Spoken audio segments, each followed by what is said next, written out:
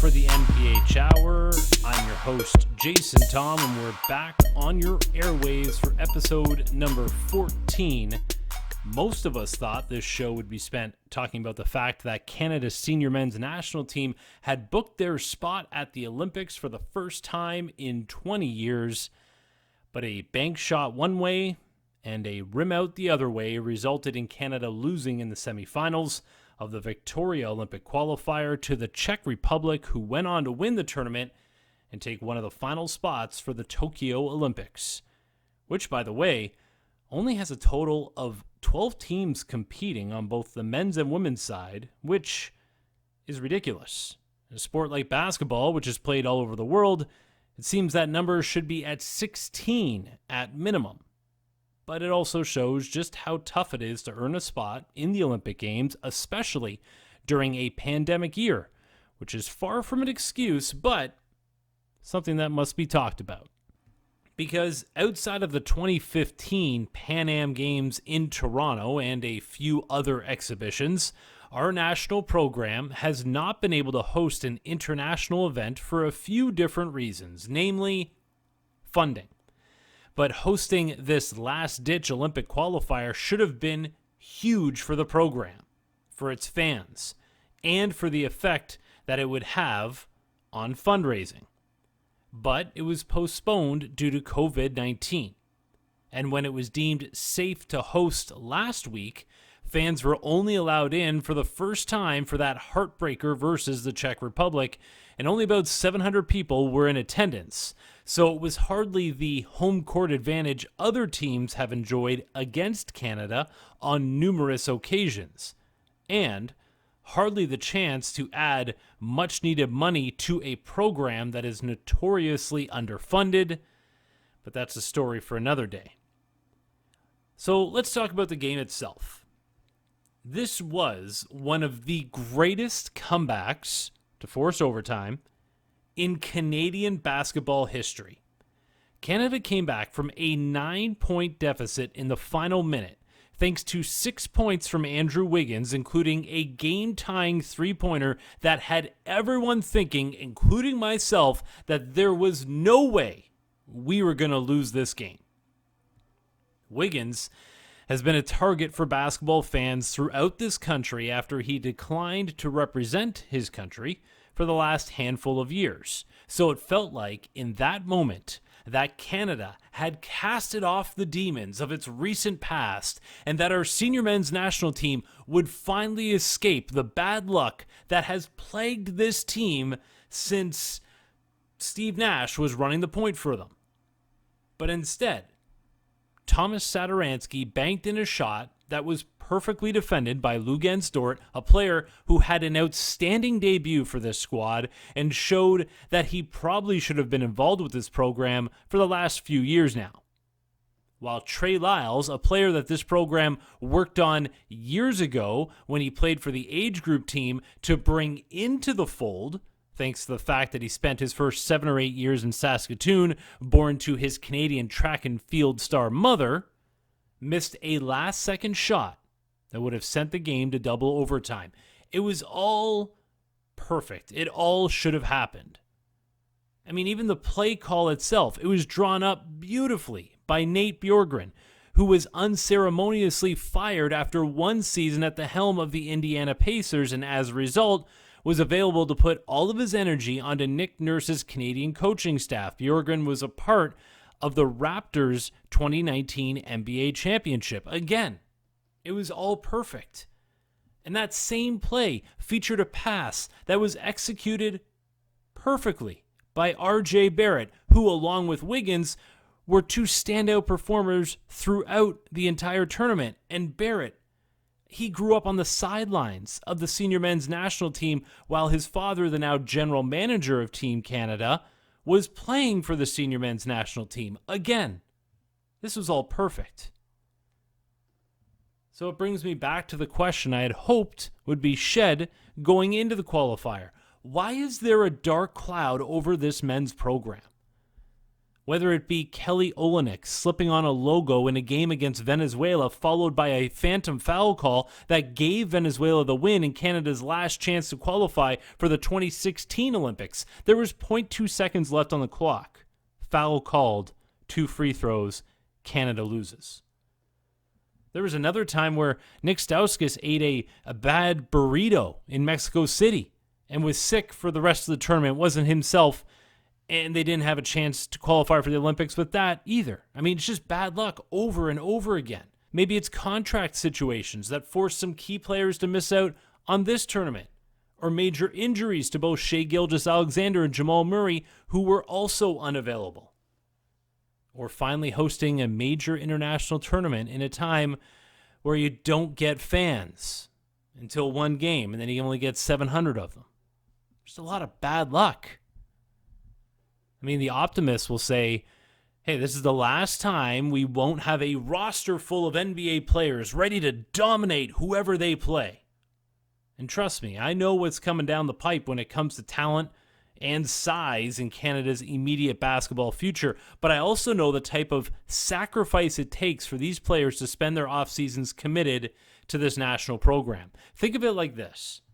The NBA already packs in 82 games plus playoffs into a very tight schedule. And when players are on their rookie contracts, more often than not, they are asked by their respective teams to work on something specific in the off season. Go train. You know what? Train with our coaches. Stay here with us, and we're going to put you on a regime that we need you on. And if that all doesn't coincide with a role that their national team wants them to play, guess who wins that tug of war? The NBA team. Because they're paying their contract. Now think about the age players are when they're done their rookie contracts. A lot of the time, they're starting families. And they face all of the same life circumstances anyone else with kids has. So after being on the road on and off for 9 months in the NBA, imagine looking at the mother of your child and saying, hey, can you take care of that little one for another 2 months while I go play for free and put more miles on a body that is the primary earner for our family? It's a lot of pressure. It's easy to say someone should take pride in playing for their country, but when you're talking about an athlete with an earning period that is maxed out at what? Maybe 10 years? There is a lot that goes into it, especially with possible multi-million-dollar contracts on the line. And you have to remember that FIBA has changed their competition windows, so important games are now played throughout the NBA season, and we will never have a full NBA roster for those games. So we will always be forced to try to get a team to come together at a camp before a big tournament like an Olympic qualifier. FIBA changed these rules because Team USA doesn't need any help, and they really don't care whether Canada gets in or not. This is to help level the playing field for everybody else in the world, and Canada gets grouped in with the US because we're in North America. Here's an idea. We have a pool of exceptional basketball players playing overseas at the highest levels, on contracts that last 1 to 2 years. What if we decide to build a core out of, say, 8 of those players and commit to them as they would to us for one Olympic cycle? Work with their agents to sign deals with professional teams that will allow them to participate during these competition windows. I mean, if they leave money on the table to make this work, Canada Basketball can maybe help top them up a little bit as a thank you for their service, because players overseas are making a small fraction of those in the NBA. Hey, we now have a summer league here in the CEBL where these same players can come and play and compete and have a chance to train together. But these players cannot be cast aside once NBA players become available. Instead, we have to identify players that will remain the core, say 8 of them. But NBA players will be added when available in the areas and positions needed. Listen, if you have to tell 4 guys that we got Jamal Murray, Andrew Wiggins, Shai Gilgeous-Alexander, and RJ Barrett available, they're not going to take offense. They will be the first ones there to cheer them on. But if injuries, playoffs and contract issues come about, at least you're not stuck then searching for people to plug into those holes. You can have different tiers of NBA players. Here's the guys we go to first, here's where we go to second, but they're all in conversation. It's all inclusive. During the most recent qualifying windows leading up to this tournament, Canada used more than 35 different players, which was great, and showed a buy-in from Canadians all over the world, no matter where they were playing, that they would drop everything they were doing, put on the red and white, and come represent. But it didn't help when this team only had a few weeks together in Tampa and a grand total of 0 exhibition games played before Victoria. And this was a squad that had barely seen the floor together in the past. There was a bunch of guys that had never played before for the national team, and even more that hadn't played with one another. Again, a lot of this had to do with COVID and the pandemic, but we saw it coming. Sure, we can keep waiting for our Canadian dream team, but we are not Team USA. We don't have the same amount of freak athletes to choose from. We don't have hundreds of players to pick out of.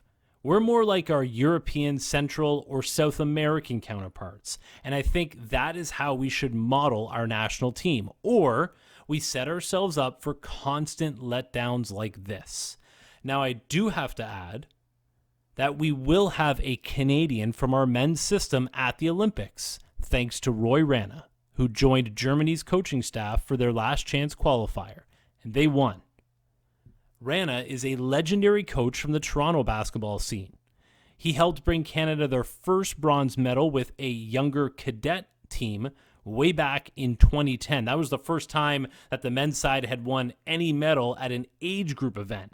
Then, Rana won this country's first ever gold medal at a world event when he was the head coach of Canada's U19 team at the 2017 World Cup, when Canada beat the USA and then went on to win gold. It was historic. Rana was the head coach. He's now a lead assistant with the Sacramento Kings. And when Jay Triano, who is with the Charlotte Hornets, decided to step away from coaching Canada for a second time after it was announced that they would be asking him to essentially reapply for the position he held and went 10-2 through a 12-game FIBA qualifying window, most thought the job would go to Rana. But it didn't. I bring all of this up to say it doesn't seem to matter if we have an NBA head coach, an NBA assistant coach, NBA players, NBA assistants. The NBA doesn't seem to be the answer because we can't seem to break through. But hey, there's always next year or 3 years from now. But maybe for Paris 2024 to become a reality, we need to rethink the way we do things here. And it would be similar to what our women's program is already doing and succeeding with.